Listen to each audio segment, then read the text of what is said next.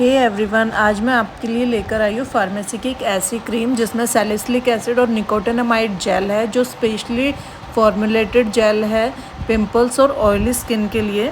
ये आपके कोमेडोनल जो एक्ने होते हैं, जो बाद में ब्लैकहेड्स और वाइटहेड्स में कन्वर्ट हो जाते हैं, उनको 1 से 2 वीक में ही ट्रीट कर देगा।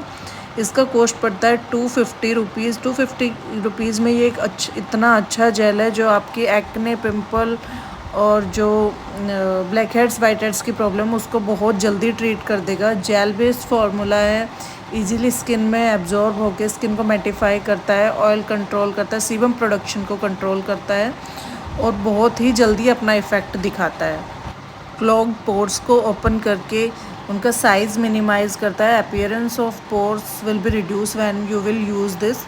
People who have oily acne prone skin, whiteheads, blackheads, open pores, this gel is best for them. You can use this twice a day. Follow with the good sunscreen. Thank you. Save and share.